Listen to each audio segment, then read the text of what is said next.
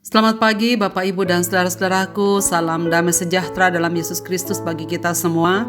Semoga pagi ini kita telah bangun dengan semangat di hari ini untuk beraktivitas. Senang sekali kita berjumpa kembali, kita di acara Renungan Pagi edisi 13 Juli 2022. Pagi ini bacaan kita dari Kisah Rasul pasal 18 ayat 9 sampai ayat yang ke-16 demikian. Pada suatu malam berfirmanlah Tuhan kepada Paulus di dalam suatu penglihatan, "Jangan takut, teruslah memberitakan firman dan jangan diam. Sebab aku menyertai engkau dan tidak ada seorang pun akan menjamah dan menganiaya engkau, sebab banyak umatku di kota ini." Maka tinggallah Paulus di situ selama 1 tahun 6 bulan dan ia mengajarkan firman Allah di tengah-tengah mereka.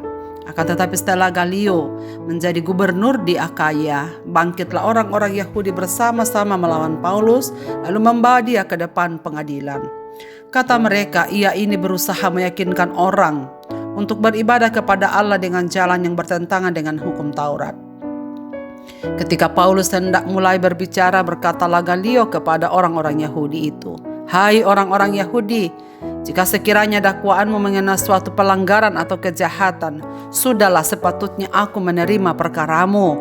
Tetapi kalau hal itu adalah perselisihan tentang perkataan atau nama atau hukum yang berlaku di antara kamu, maka hendaklah kamu sendiri mengurusnya. Aku tidak rela menjadi hakim atas perkara yang demikian." Lalu ia mengusir mereka dari ruang pengadilan. Pertolongan Allah. Saudara sekalian, sehebat-hebatnya seseorang dan sekuat-kuatnya, tak ada yang berani menjamin akan selalu berada dalam posisi tegak. Suatu waktu juga akan berada pada titik lemah dalam hidupnya. Demikian juga yang terjadi dengan Rasul Paulus.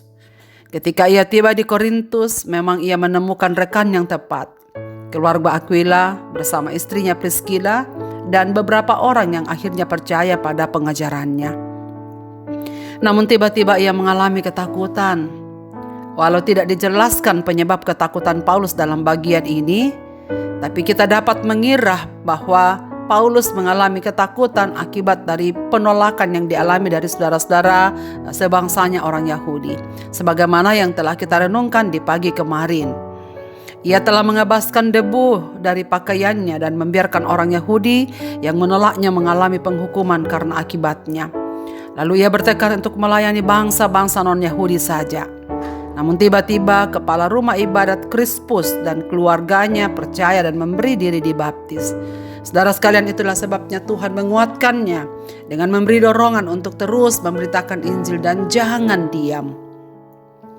Karena kekuatan dan pertolongan itulah ia memperoleh penghiburan untuk terus memberitakan dan melanjutkan pelayanannya di Korintus, bahkan tinggal sampai 1 tahun 6 bulan. Saudara sekalian, apakah rahasia semangat Rasul Paulus? Dalam perkataan Tuhan yang didengar adalah karena jelas-jelas penghiburan datangnya dari Tuhan. Tuhan tidak hanya memberikan perintah kepadanya, tetapi juga menjanjikan penguatan. Dalam bagian ini kita melihat setidaknya apa yang menjadi kekuatan Paulus untuk melanjutkan pelayanan selanjutnya. Tidak ada duanya karena penyertaan dan pemeliharaan Tuhan. Jelas Tuhan berbicara kepadanya, "Jangan diam, teruslah memberitakan Injil karena aku menyertai engkau." Tidak ada seorang pun akan menjamah engkau. Dan artinya bahwa Tuhan menjamin pemeliharaan kepada Paulus. Tidak ada yang dapat menyulitkannya dan tidak ada yang dapat menganiayanya seperti yang dialaminya di tempat-tempat lain. Tuhan sungguh memberikan perlindungannya. Dan terbukti pada suatu waktu orang-orang Yahudi melaporkannya ke pengadilan gubernur Akaya Galio. Galio melepaskannya secara ajaib dan menolak mengurus perkara yang diajukan oleh orang-orang Yahudi terkait dengan keyakinan mereka. Disinilah alasan Tuhan memberi penyertaannya adalah karena ada umat Tuhan di Korintus. Kata Tuhan, teruslah memberitakan Injil, jangan diam, sebab ada banyak umatku di kota ini. Saudara sekalian, itu berarti bahwa Paulus tetap dibutuhkan di kota Korintus. Orang-orang Korintus masih membutuhkan pelayanannya. Tuhan memberi pertolongan karena alasan banyak umat Tuhan yang akan percaya di kota Korintus. Meskipun sekarang sepertinya Paulus melihat orang-orang Yahudi tidak akan menerima pengajarannya. Tetapi saudara-saudara, dalam perjalanan waktu, pelayanan yang dikerjakan selama 1 tahun 6 bulan di kota Korintus membuahkan hasil. Banyak orang percaya, baik dari suku Yahudi maupun bangsa Yunani, percaya kepada Kristus. Jadi saudara sekalian, kadang-kadang keberhasilan sesuatu yang kita lakukan itu butuh waktu, butuh proses. Dan tidak seperti yang kita inginkan terjadi secepat itu. Jadi jangan kecewa, teruslah mengerjakan segala sesuatu yang kita katakan dan kita anggap baik. Melayanilah dengan tulus, sebab hasilnya ada di tangan Tuhan. Saudara-saudara yang dikasihi Tuhan, tak ada manusia sekuat baja. Pada dasarnya manusia lemah, sebab kekuatan yang sejati hanya ada di dalam tangan Tuhan. Jika kita masih diberi kekuatan dan penyertaannya kita alami sampai saat ini, karena jelas ada alasan yang kuat. Kita bangun pada pagi ini dengan tubuh yang sehat, dengan tubuh yang keberkatan. Kita masih tetap dilindungi, disertai dan dipelihara. Saudara sekalian, itu bukan hanya untuk diri sendiri, tetapi jelas karena satu alasan yang pasti, ada orang-orang lain yang sedang membutuhkan kita. Pagi ini saudara sekalian, di dalam berkat Tuhan yang baru dan dalam kepastian perlindungan dan penyertaannya, kita akan alami sepanjang hari ini dan hari-hari yang akan datang. Jelas karena alasan yang kuat, sesama masih membutuhkan kita. Keluarga masih membutuhkan kita. Saudara-saudara seiman masih membutuhkan kita. Dan karena itu saudara-saudaraku, biarlah kita kuat karena hal ini. Jika kita mendapati diri kita masih tetap sehat, masih bisa ada sebagaimana ada hari ini, karena alasan yang kuat. Keluarga, saudara seiman, sesama, dan banyak orang yang membutuhkan Tuhan melalui pelayanan kita. Karena itu saudara sekalian, jangan kecewa apapun yang terjadi dalam hidup kita. Bertahanlah, jangan diam. Teruslah bergerak, teruslah memberitakan Injil.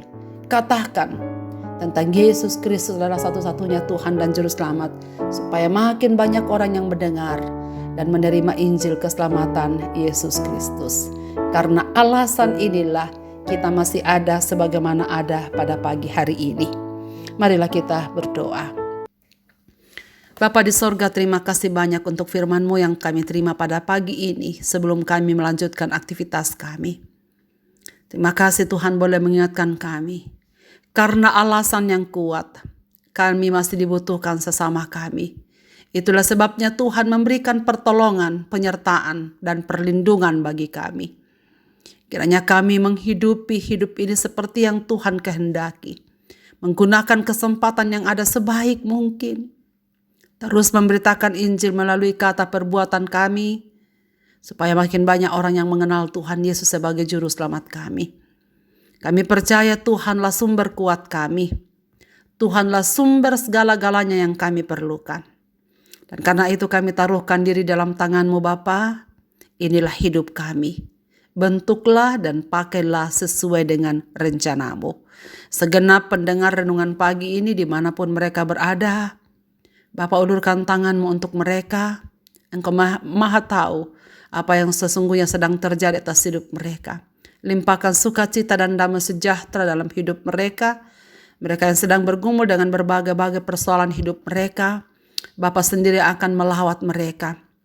Memberikan penghiburan bagi yang sedih, memberikan kesembuhan bagi yang sakit, memberikan kekuatan kepada mereka yang lemah, memberikan jalan keluar untuk berbagai-bagai persoalan yang mereka hadapi. Dan pada waktu yang tepat segala yang dicita-citakan dan diharapkan oleh umat-umat-Mu ini akan diperolehnya di dalam damai sejahtera-Mu. Dengan sukacita ya Bapa, kami serahkan hidup kami dalam tangan-Mu. Demi Kristus Tuhan kami berdoa. Amin. Selamat beraktivitas Bapak, Ibu, dan saudara-saudaraku. Tuhan Yesus memberkati kita sekalian.